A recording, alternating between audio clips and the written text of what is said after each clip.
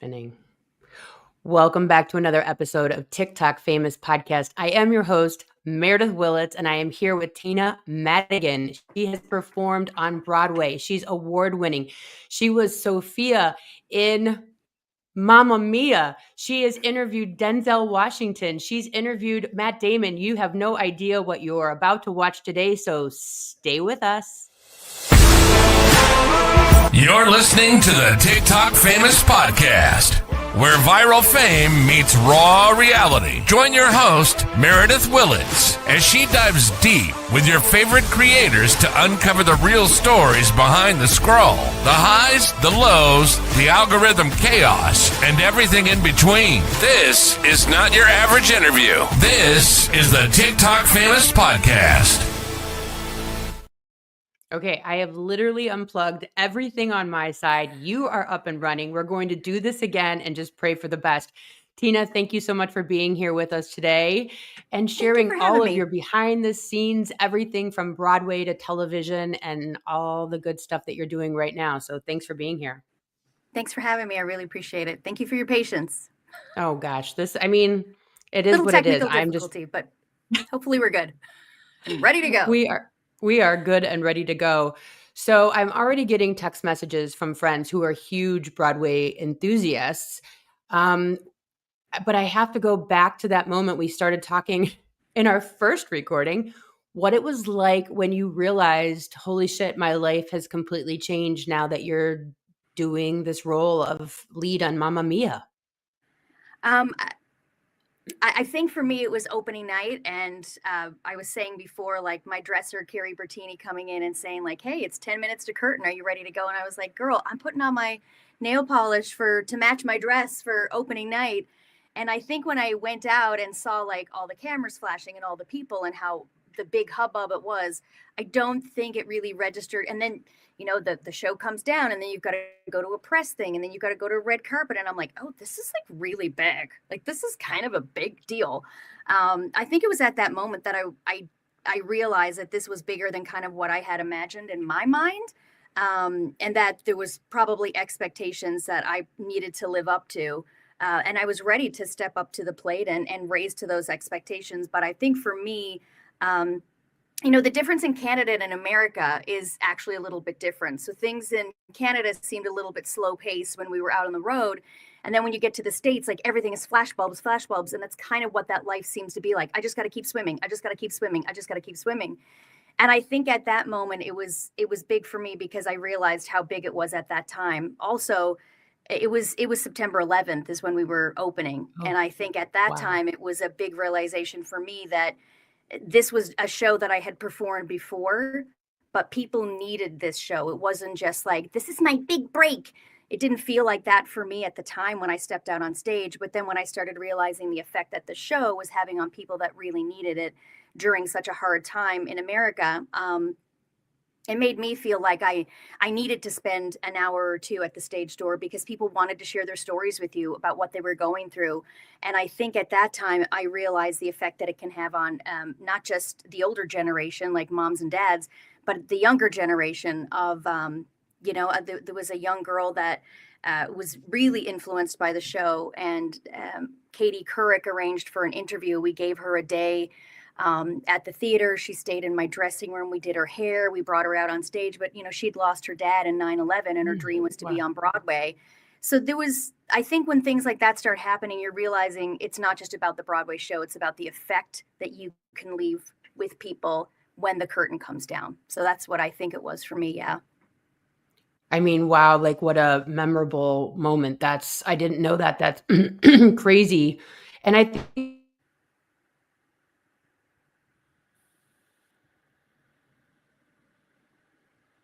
it is. People take something completely different, or people need art for completely different reasons. And we might never know why. We might never know what is touching a person for art or theater or music or any of these things. One of the questions I got was about being a Broadway actress. They wanted to know does every single role have an understudy? Like if someone gets sick, like is there someone that's always prepared in the background for if something happens? So on Broadway, yes, 100%. There's usually Wow. anywhere from 3 swings to 8 swings, maybe. And Wow. I know for me as a performer, I could never do the job of somebody that is a swing in a show. When you are a swing, you're hired to cover a certain amount of roles. And so one person on one hire may have to cover 5 different roles. And in those 5 different roles, there may be 3 ensemble people and 2 lead people. So let's say if Sophie calls out, there's usually three people know the role. If this girl is out, then this girl gets to go in. And if she is doing another track, then the third version has to go in. So there's always Wow. usually 3 people that know a leading part, and then there's always 5 people that know any of the chorus parts. So the show, it has to keep going. During COVID, when people were not aware of what was really going on with COVID, there was a lot of people going down, and there was some of the swing people were coming off stage after singing a lead part and changing into their ensemble gear, going and doing a dance part, and then switching into their lead clothes and then going back out again. That's the job of a swing. I'm telling you, it is a special skill. And I commend anybody that does it because the show cannot go on without our swings. They're extremely, extremely important for the industry of performing on live stage. Yes. So you sit there and you think, oh my gosh, you have the role. But the swing people have to know all these parts and then sometimes change character. Like you go in, you're Sophia, you're Sophie, you're going in, you know your method, you're in your whatever for the they have to go and be this person and that person and then change clothes and become another person. Like that's insane. Yeah. And the crazy thing is too, is that sometimes it'll happen in the middle of a show. There'll be an injury. There was one time somebody went through a trap door and broke her ribs. They paused the show for a minute. They got the understudy suited up, and within seconds she was on stage and ready to go. I mean, I can't imagine being like in the middle of defying gravity, and then you come down and the trap door comes down and you're like, oh, her ribs broke. Oh, and the understudy goes on. So just think of that actor that's sitting behind stage. He's probably watching episodes of Stranger Things or Schitt's Creek, and then they're like, we need Meredith to the booth, please. You're on ASAP. She doesn't know what role. She goes into the wig room, and they're dressing her for Elphaba. There's no time to look in her binder. There's no time to look in her notes. She needs to be on.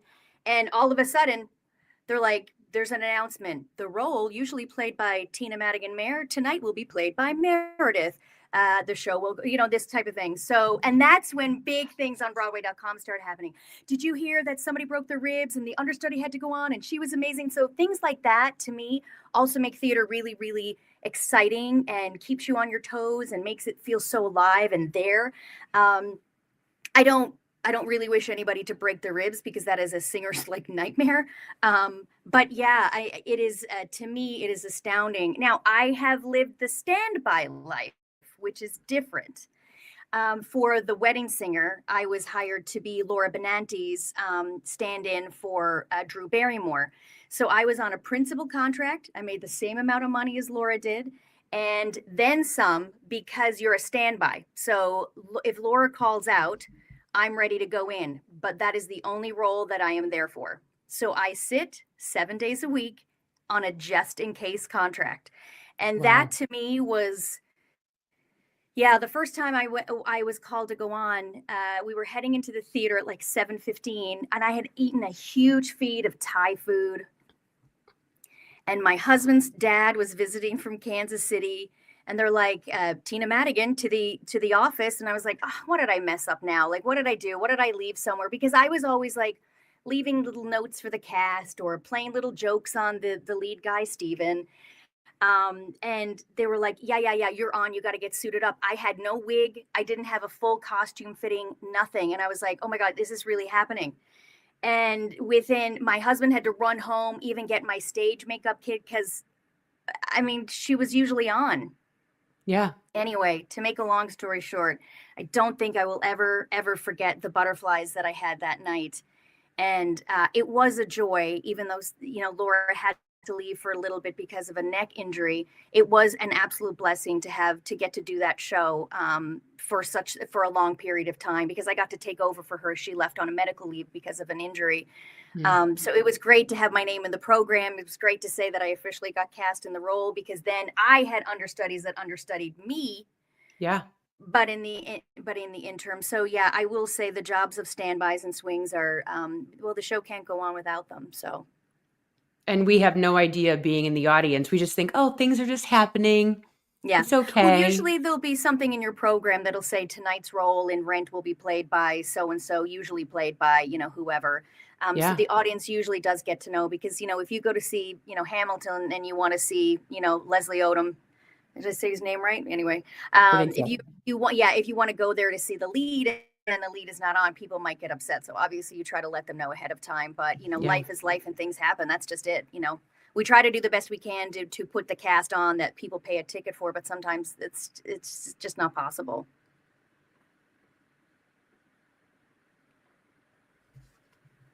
Sorry. Sometimes you freeze. So if you see me not moving, I know, it's because... and sometimes you freeze too. So I'm just like, okay, I think I got the question, and we're here. Sorry.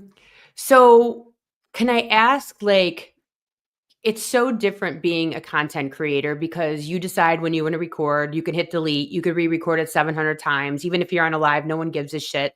It's such a different, but that said, you are a very different kind of content creator. I come on and I just talk, and sometimes I have coffee stained teeth, and sometimes I actually look okay. But you create characters on TikTok, which then goes to Instagram and vice versa. Right.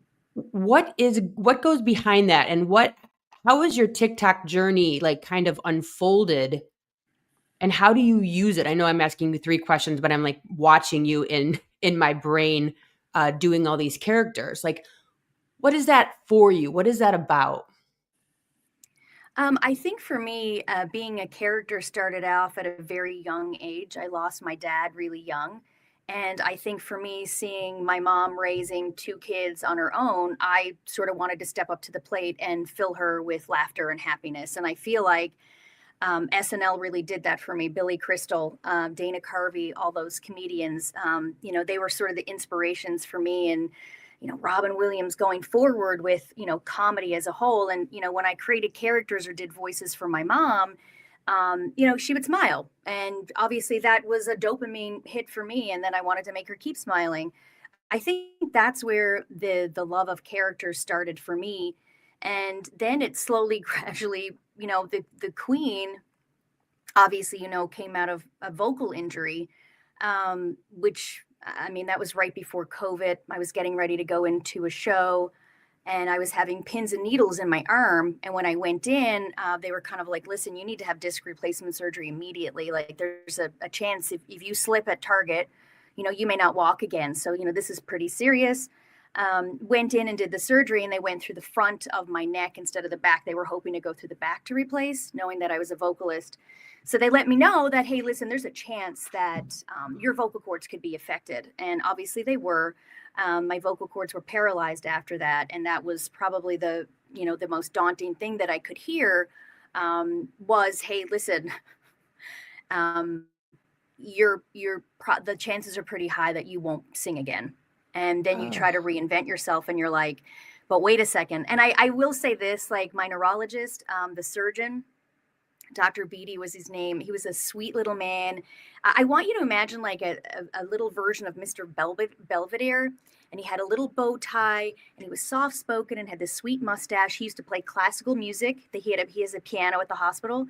He would play classical music before every operation. He said, it keeps my fingers limber. He just thought it was neat that we had the connection of music. Yeah. And he said, now that, this is the chance. And I just remember his face saying, I'm so sorry of all the people, for this 1% chance for it to hit somebody whose life is singing. He said, I'm so sorry, but both him and a friend of ours in our neighborhood, Dr. Yursik, connected us with the best vocal pedagogues and the best vocal doctors that we could see here in Kansas City, who got quickly on a vocal pedagogue who got quickly on, dropping that camera down into the back of your throat to see what was going on. And you could see, your vocal cords should go like this. And one was moving and one wasn't. One was just trying. So I did. I started working with a pedagogue, but my voice was very like this. So it was very hard to speak. And it was a little more high pitched because I was pinching to get the sound out. And then COVID came along. And then I discovered TikTok. And I started sharing my story a little bit. And it was hard to even speak through those videos. So the kids kind of did quite a few videos, just, being silly down in the basement until I discovered actually Anna Riley OK was one of the first people that I followed. And she was just being silly and being herself. And I was like, oh my God, this is fun. I can do this all day. I can entertain myself all day. Well, the kids are doing online school. They were having fun with it. I was having fun with it. But that's where the character of the Queen came along. And I just changed her voice into a British accent. God bless you. God bless the United States of America. And God bless the Queen. That's still me till today. So I decided that the characters had a different life. They brought back something else in me that I thought was dead, which was my speaking voice. And I took the speaking voice that I was left with and created the Queen. And from there met, so many people that I now consider such lifelong friends through TikTok and through Instagram. I will say not so much through Instagram because I couldn't really get the hang of it with my ADHD, but TikTok seemed very user-friendly for me. Yep. Easy to post, easy to go in and edit and do all the things. So I found a love in TikTok, and I think the characters just became more and more. And even like somebody would suggest, hey, you should create a character that loves hot dogs. And I was just like, oh, I wonder what that character looks like. And it just made you keep thinking. And it kept my brain busy during COVID. And it was fun to be supported by the audience of people that sort of embraced it and made you feel foolish again. So that really, for me, the characters are just a place where I just love to live. I love singing. I love doing all that stuff. I love teaching so much. But for me, I would rather be doing this interview as a character than myself. But I feel like as we get older, we start saying, why am I so embarrassed that I've put on weight? Why am I so embarrassed that my boobs are no longer as perky as they used to be? And you start to get that no F's kind of attitude. And if 100%. Anything, that's where Stupid Face came from, was just like, I'm ridiculous. I'm not everybody's cup of tea, but this is who I am. And then I started going, well, if I feel like this, maybe there's other people out there that feel like this. They feel stupid. No, I couldn't do a podcast. No, I couldn't stand in front of people and talk, but you have a story to tell. So help. I want to help you get your story out. I want to help you get a little bit more confidence. So I think whether that's through characters or whether that's through online, like teaching, which I've been loving doing, I think that's kind of the joy that the characters have sort of brought to me. I'm sitting here looking at racks and Tupperwares of wigs and costumes and props, and there's my Mamma Mia boots just there. But I feel like it's not just the props that make people laugh or make the character come to life. You really do have to breathe a little bit of backstory into the Queen. Why is she on TikTok? Yeah, right. You know what I mean? And I was just like, well, my son, Charles, is an idiot. Now she's got a New York accent. But I think for me, it was just really fun to kind of create the different layers that a character could have. And there's more characters to come. When something like Chit goes viral online, I'm like, oh my God, I want to hop on that. I want to see how close to that character I can get that impression. And if anything, I feel like the vocal paralysis almost helped strengthen my vocal cords even more. So not that I can perfect his mannerisms and success, but I get a thrill out of trying to mimic somebody else's sound. So that doing impressions is a real high for me. I love that. You also, oddly, were turned down for a job as an usher at the very place they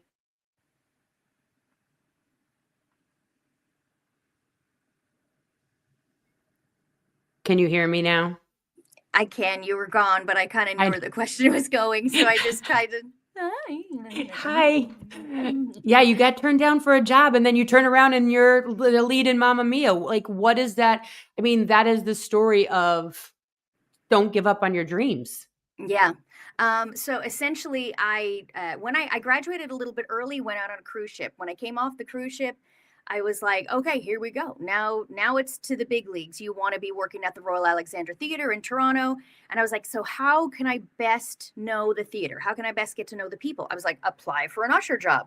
So I applied for an usher job and of course got, rejected. And I was just like, wow, that's so weird. I want to inquire about that. And I wrote to them and I was like, hey, I was just wondering, what did I miss out on?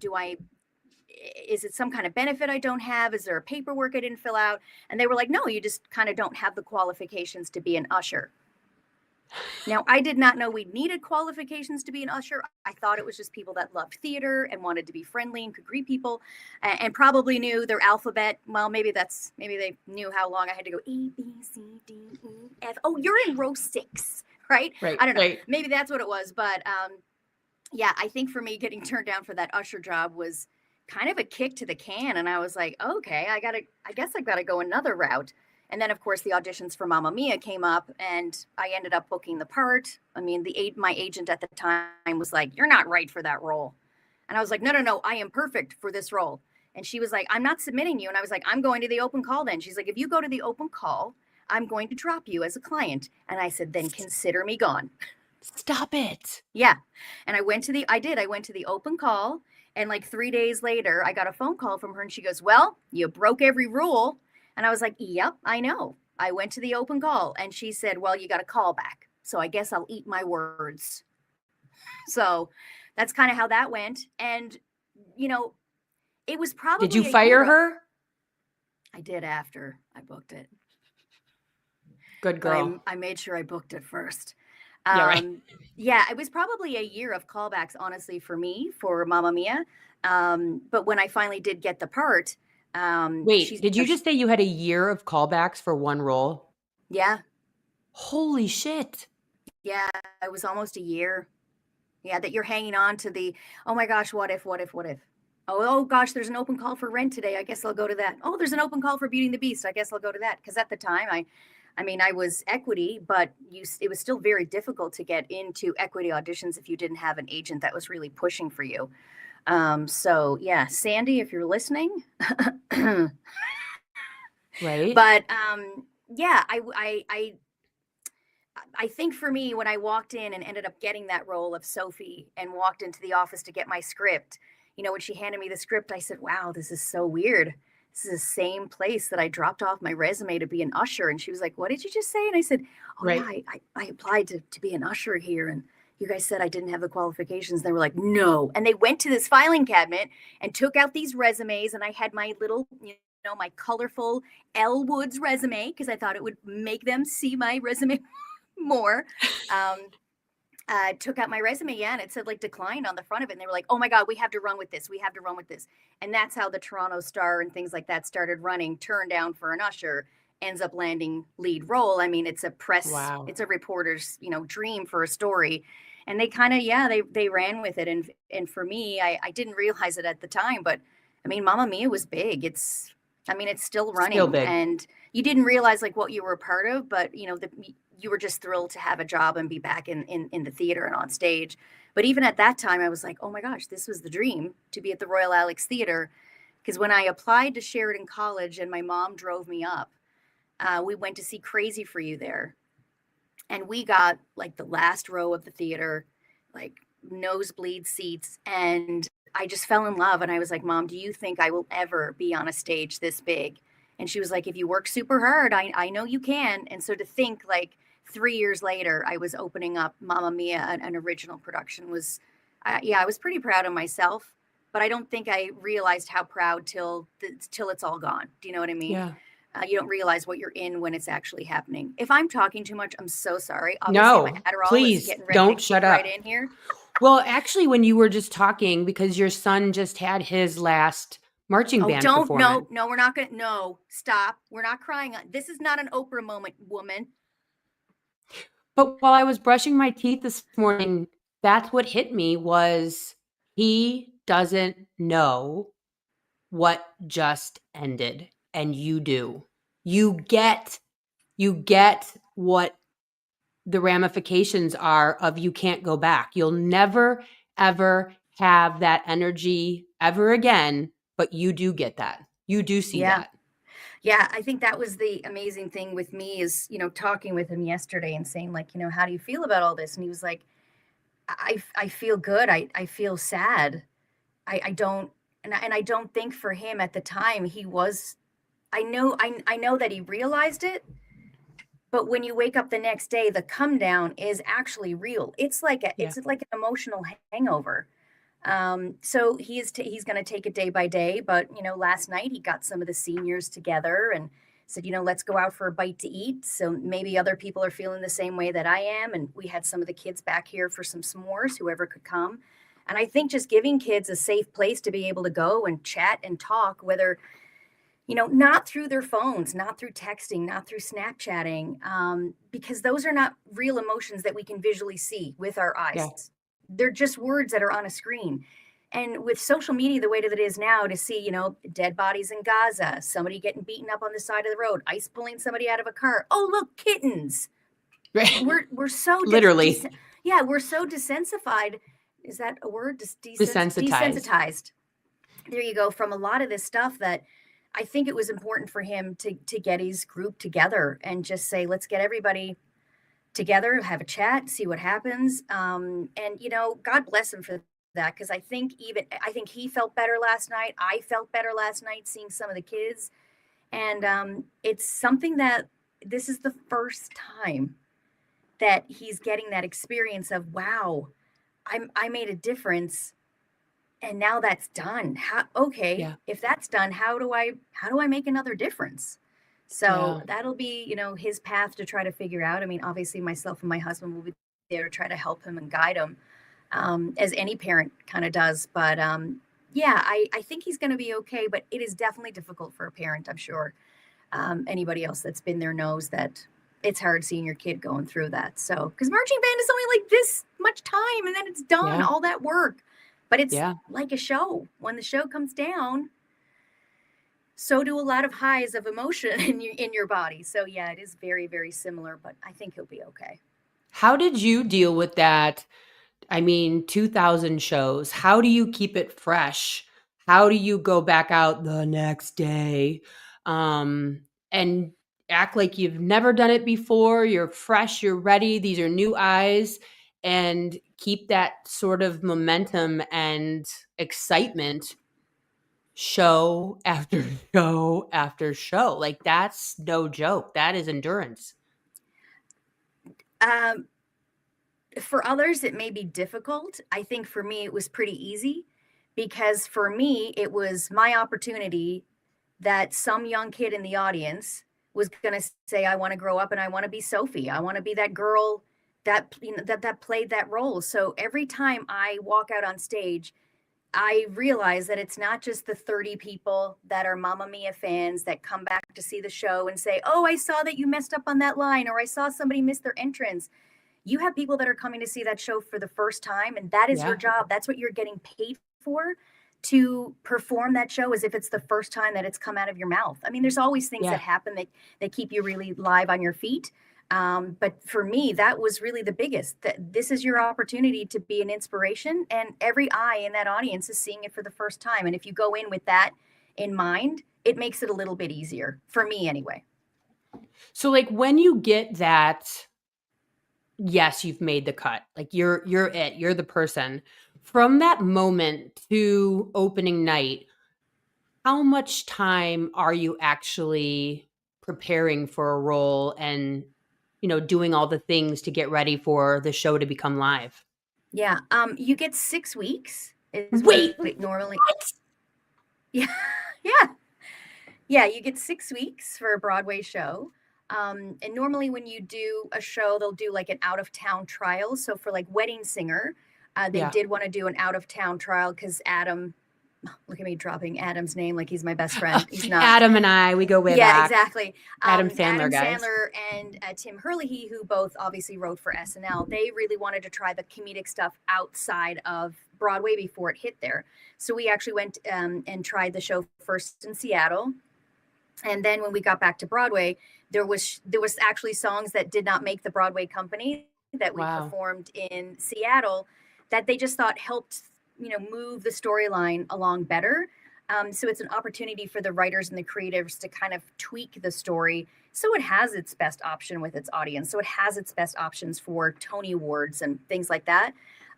So that's normally what happens, but it's 6 weeks. We went back to New York then and we tweaked the show. Then we did another rehearsal run for 6 weeks and tweaked everything, learned new choreography. And then, the show pretty much goes up after 6 I literally weeks. thought you were going to say like a year. Oh my gosh. No.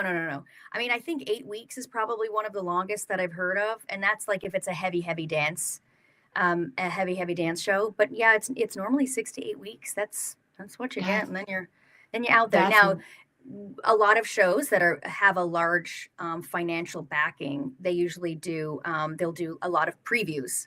Yeah. So during previews, even you can still say, hey, we don't like that song the way it is. We're going to change this verse and that verse. So you're going out on stage and like, wait, which verse is switched? But when the show opens, like if your opening night is October 20th and you are open tonight, the show is locked then legally after opening night. So everything would then be, nothing else can change after that. So then at least if you've made opening, know the show. Yeah. Yeah. That's wild. So you also, let's see here. I mean, I have like a mile long like bio for you because you're excuse me, just done so much.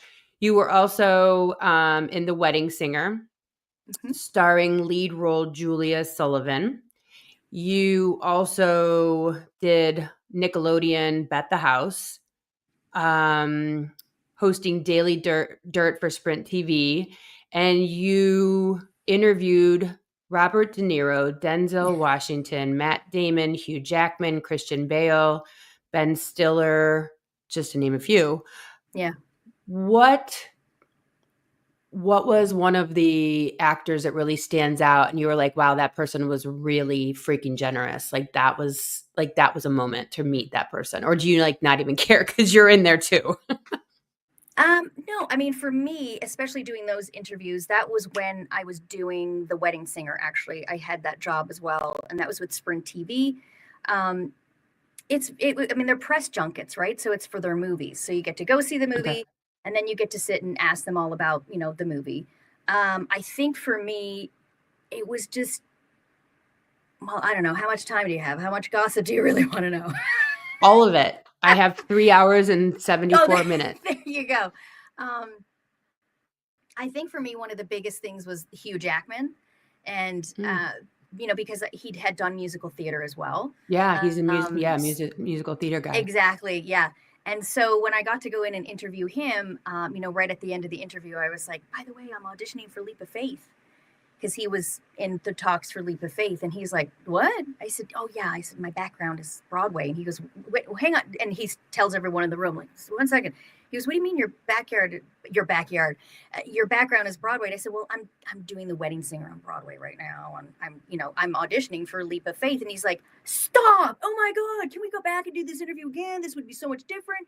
And I was like, oh, no, that's totally, it's cool. And he's like, what are you auditioning for? And I was like, oh, I'm auditioning for your sister. And he was like, oh, you'd be a great sister, but you're too perky. You got to play my girlfriend. And I was like, whoa, wait, sign me up. And I was just like, your girlfriend. He goes, oh yeah. Can you tell them? Like, I really see you as the girlfriend much more. And I was like, oh, I will be sure to tell them. Did you want to rehearse some of those lines right now? And he goes, yeah. And literally, I was like, wait, okay, I think I know some of them. And what was it he said? He said something. I was like, and this is where we would kiss, right? And he was like, yeah, do you want to make out? And, every time I kind of go through that whole thing in my head, I'm like, that actually really happened. You know what I mean? He goes, yeah, you tell them, you go for it or whatever. Anyway, I don't think Leap of Faith ended up happening. I still think they're kicking it around. A lot of things happen kind of like that on Broadway where things are getting workshopped. Oh my God, there's so many shows that I got to audition for that never really made it to anything.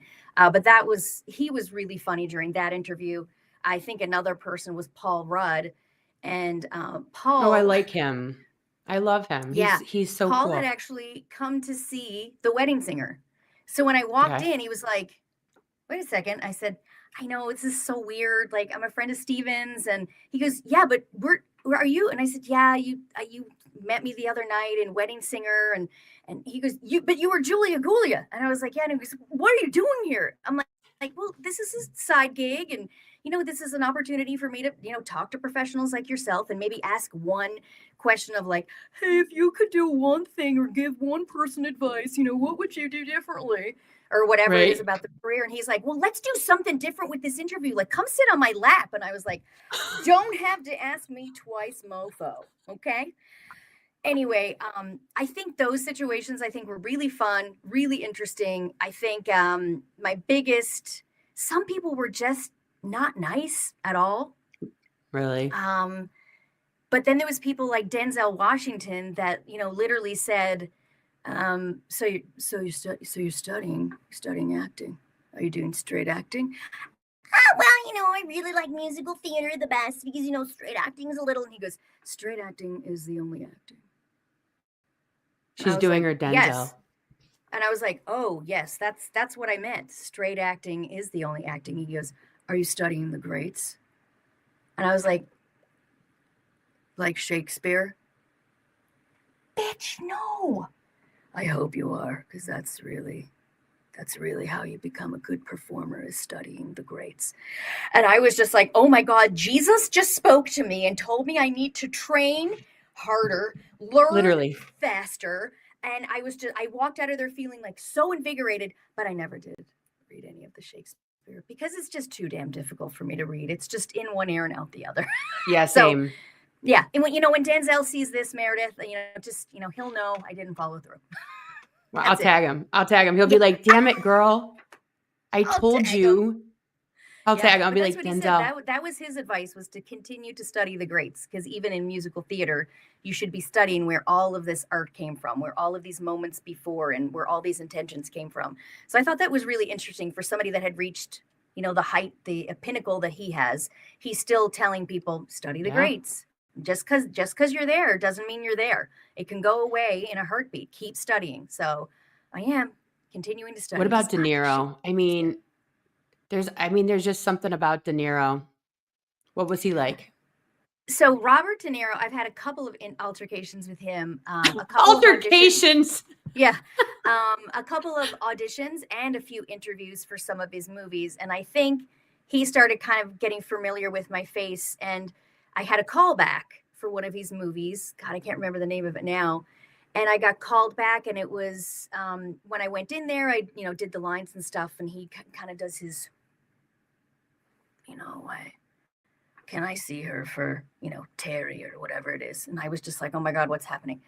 And he's like, yeah, I want to see her for another part. And he's like, can you come back in an hour? And I was like, I can come back whenever the F you want. Okay. Yeah. So he's like, I want you to take these sides and come back in an hour. And I'm going to have you read with another actor. So when I came back, he described, it was myself and another gentleman. And it was a scene in which I think it was a movie Matt Damon was doing with him or something. And it was supposed to be like a circle. He was explaining that it's like a circle shot of two people waltzing, and then they kind of kiss, and then into it changes the two lead characters type of thing. So this was the first time that I was this close to maybe getting a part in a movie. And it wasn't a huge part. Please, don't get me wrong. I was not like the lead in The Greatest Showman or anything. It was only a small part, but it was weird when he was like, and guys, for the camera shot, this is how close I need for you to be. And he goes, is it okay if I waltz with you? And yes, sir. It is okay. You can wrap your arms around me and teach me whatever you'd like. And I don't mean for it to sound like that. I was just like, please, whatever. And so, yeah, I'm here waltzing with Robert De Niro. And he goes, and then what I need for you guys to do is I need you to tip your heads and kind of go in close, but I need it to kind of be slow and at this kind of angle. And I was like, is this happening? Is Robert De Niro like teaching me how to do a stage kiss? Like, I was so out of my body. And yeah, then it went to this other guy, and we were waltzing, and we had to kind of do this on stage camera kiss. And he goes, okay, yeah, that was great. Can we do it again? And can we shoot her from this way? Great, fine, we do it again. I never got the part. So obviously there was a bad kisser or just didn't have the right looks. But yeah, I didn't end up getting the part in the movie. But it was really fun to kind of, work with him. And he really does. He really stands back and Mm-hmm. where do He's we in go? it. You know what I mean? Like he's so in it and he's thinking 24/7. He's not a quick thinker. He really thinks about every decision that he's making, which I thought was really cool. We're also going back a really long time, and I'm trying to remember. God, as you're asking me these questions, I'm like, this is a long time ago. I wish I could say it was like a year ago, but it's not. Obviously Robert De Niro is still working and still kicking and still creating and doing all the things. So for me, he will constantly be, well, for many people, he'll be an inspiration. So yeah, it was awesome. It was very awesome. I love that. Yeah. It seems to me like as I'm talking to you and listening to the twists and turns, it's like, nope, not that way. Yep, this way over here. Nope, Right. we're done with that part of your life. Let's Yeah. sidebar over here. Like everything seems from an outsider, hindsight's 2020, that Right. you've just had the most amazing stepping stone journey that's just like, okay, now let's come this direction and let's go that direction. Do you feel that internally that your life has been very kind of cosmically maybe steered in certain directions? Well, I don't want to say I think everything happens for a reason, but I kind of sometimes do, like things with your voice. I mean, Yeah. obviously that happened to me to, grow stronger and I wasn't taking no for an answer. I just think it came at a time when I could work with a pedagogue and who is a vocal technique specialist. They're not just people that are speech therapists. You had to do like like even learning how to get your vocal cords to literally vibrate together again. Yeah. You kind of felt like a baby and you were helpless. But I think for me, my biggest thing when I was little, when I was a little kid, was like I just wanted to be a mom. I couldn't wait to be a mom. So I think, both losing my voice, both, getting married, you start readjusting like yourself, like, wait a second, I got to check in with my husband because the show is running late or rehearsal is going late or whatever it is. And then when kids start coming along, for me, when I had kids, I wanted to be out of New York. I was just finding it too much. I was finding it overwhelming. There's a lot of people that have the skill of being able to balance auditions and motherhood. And for me at the time, I just wanted to be with him. I just wanted to be with my son 24 Yeah. 7. And I said to my husband, I said, I want the white picket fence and the Labrador retriever. And I just want those things. So I will say, I think, at the time when I lost my voice, I was like, wow, I gave up my career for a while to raise kids.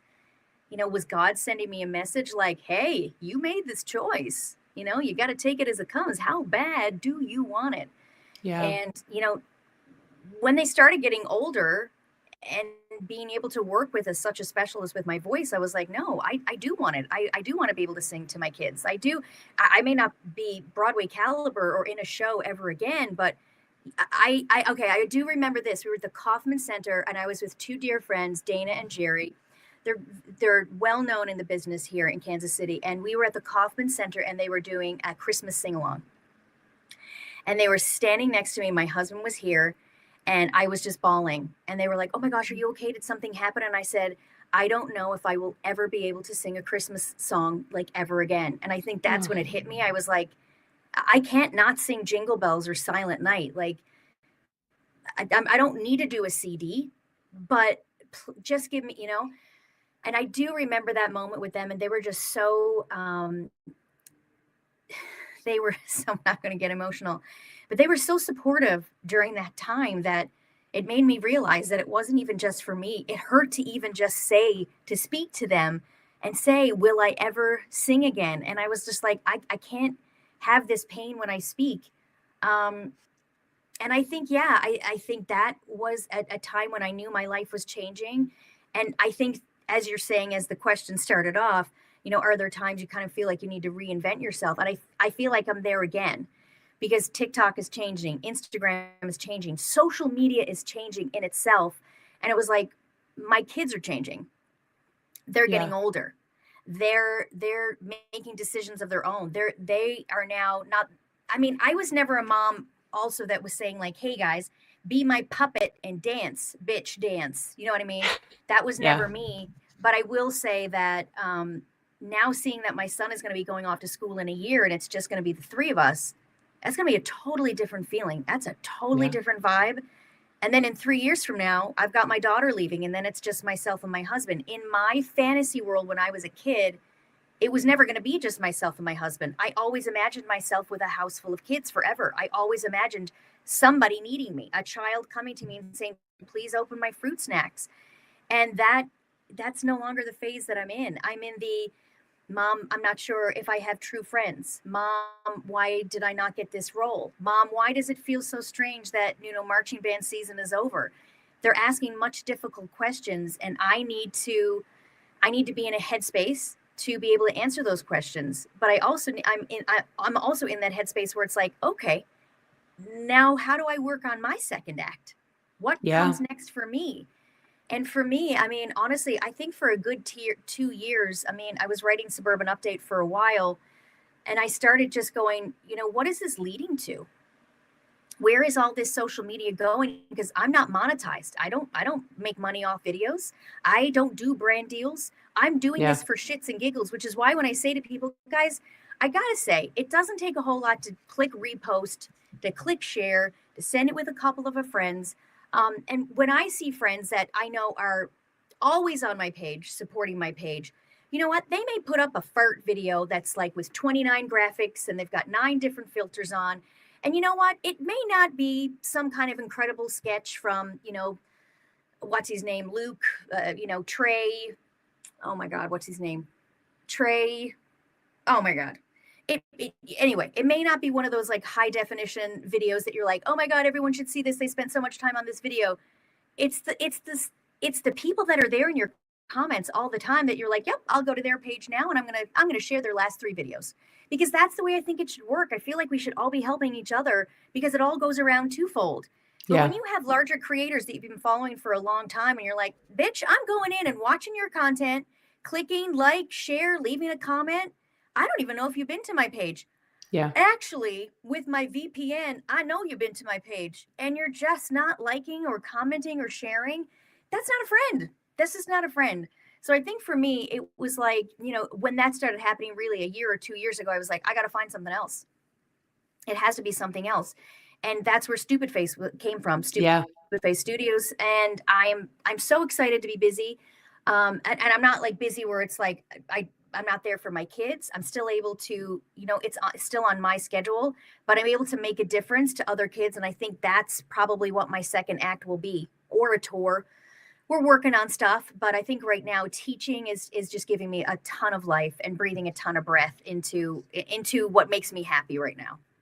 Well, totally. I mean, that's the thing is like, right, we define as we get older and as our priorities change and our passions.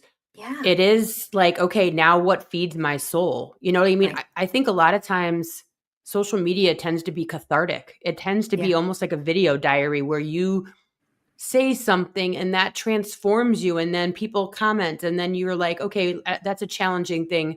I look at it as almost like a vlog, like a dear diary, like where am I at on the planet? And then I change, or I get that off my chest and then change. Let me see here. Let's see. I just want to get to that person's questions. It's my ex-husband's wife who's asking these, by the way. Oh, wow. If you could choose any show to be next, what would it be and why? There's a question. There's your Hugh Jackman question. Any show. I mean, I think roles that I don't know if I will ever have the opportunity to play would be like, Julie Andrews in Sound of Music. I probably have gone past that age now. Eliza Doolittle in My Fair Lady. I really do love the classics. Not that I haven't gotten into the Six vein. That's obviously not a show that's going to be casting somebody that's older. But I think for me, a joy was when MTH Theater here in Kansas City called and said, hey, do you have any interest in playing Mama Rose? And I was like, holy heck. Okay. If you're going to come back, I mean, I don't know if there's a much bigger role to come back with than Mama Rose, because a lot of people in the Broadway community joke like when you've played Mama Rose, you're ready to kind of retire. Do you know what I mean? So when Audra McDonald did it, people were saying, "Is this her swan song? Is she retiring?" I don't know if Audra McDonald will ever retire, but for me, it was a great gift from Tim Scott and MTH to test myself, because my endurance was not the same. But I realized that for a role like Mama Rose, especially after just losing my mom, it was one that I really wanted to see if I could do. So I walked into it saying, "Hey, listen, I'd love to try the role. Thank you so much. But if my voice doesn't hold up, what would you guys do?" And he's like, "Okay, great. We can work with that. We can work with that." But going in and trying was the biggest thing for me. And it was really the best thing that I could have ever done for myself. Because I feel like now I proved to myself, them saying, the chances are like 98% you won't sing again in that kind of, kind of style.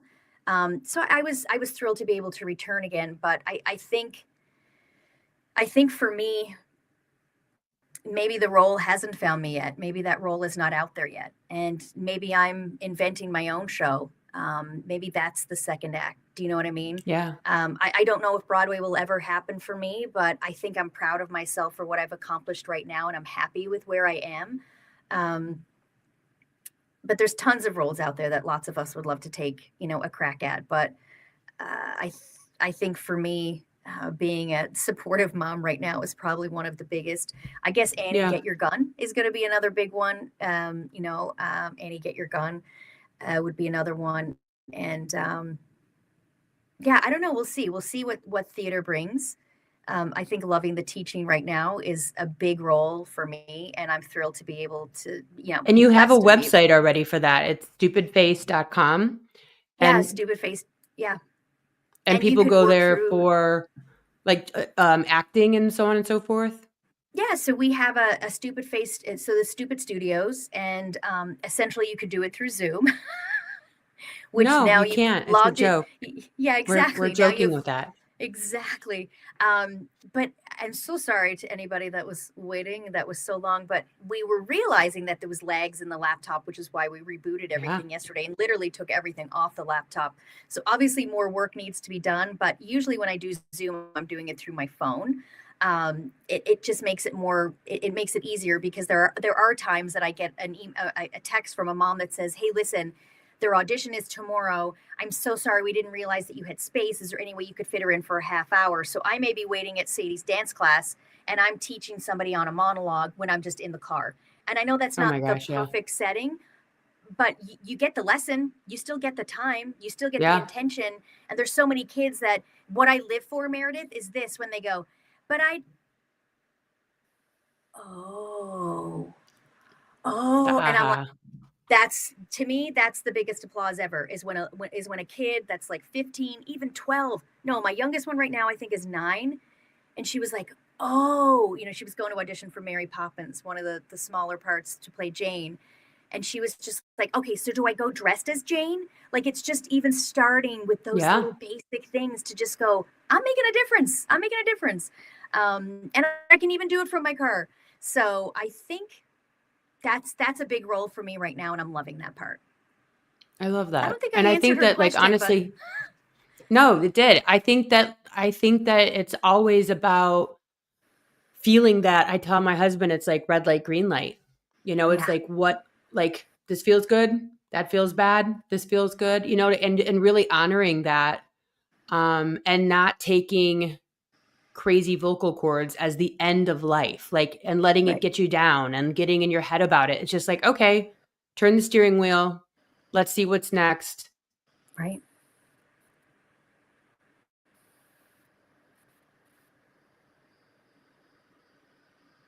We're keep buffering. I could sit here and talk to you forever. We literally, it's actually recording in the background, which is great because it records us separately. So life is good there. Like in podcast world, it is going out. It should be separately. So we're good. Okay. But I think we're definitely touching the fire every minute that we keep going. It's just like, you want to keep screwing with us. Yeah. which freaks me out because I haven't. I just want to ask you quickly though, because you're really out there exposing yourself with a lot of things that are happening right now, like politically and stuff in the States. And I just want to know, for you, do you feel like this is your passion? Is this your second act? I don't know.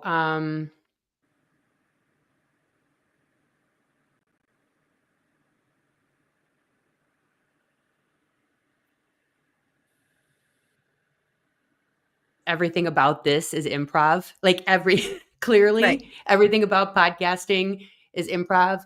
I just want to keep figuring out, I guess, who I am. Like, what do I love?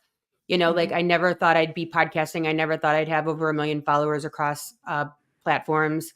I never thought I was political. There's so many I never. Right.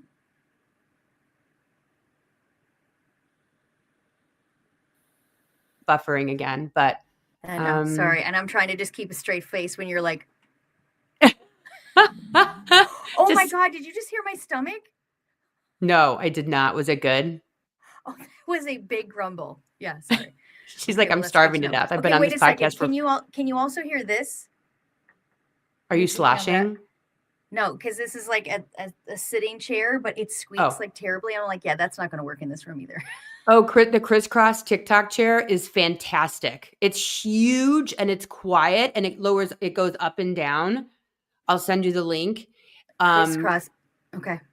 It's like you could sit crisscross applesauce. Oh, okay. I love that. Yes. So like being a Gen X, I always love to have my feet up.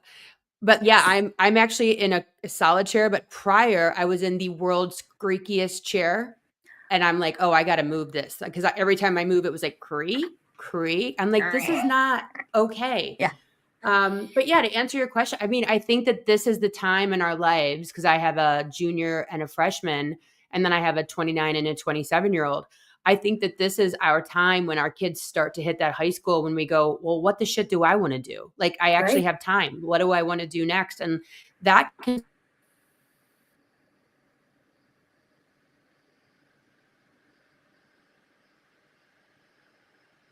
thing to actually have space to think about myself is very bizarre. It's a very bizarre feeling for me.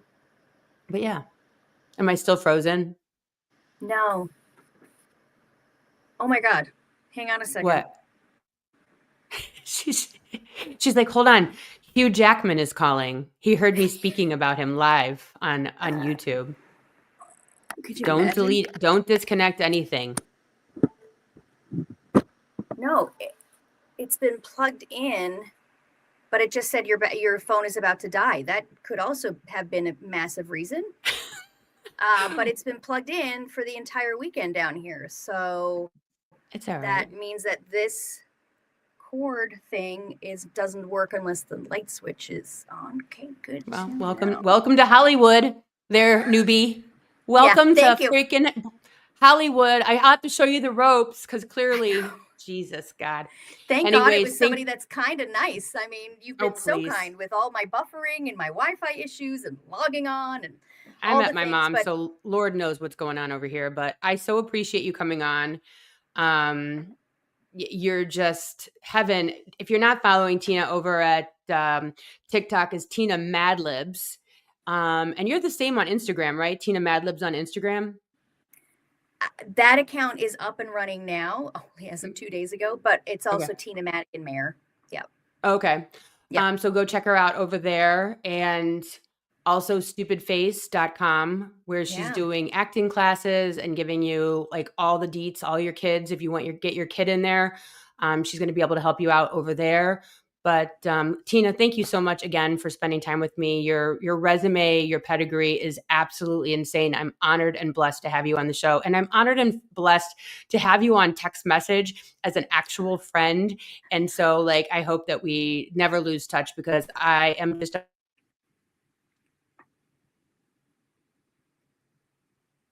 We are buffering. So please hit me up, because I'd love to come see you wherever you're at. And you can listen to the podcast back, Tina, and see what I actually said at that moment. Okay. I literally was like, we are buffering. I know. I can't even. Thanks so much for following. Thank you so much. I appreciate it. And keep doing thank you. honestly. And everybody, I will see you here next week, hopefully with a little less chaos as I'm back in Chicago and under normal Wi-Fi situation. So I'll see you guys here next week. We'll come back. Thanks. Exactly. Bye, guys. Thanks for tuning in to the TikTok Famous Podcast with Meredith Willits. If you're loving the unfiltered stories and behind-the-scenes truths, be sure to subscribe, leave a review, and share the show. Until next time, let's get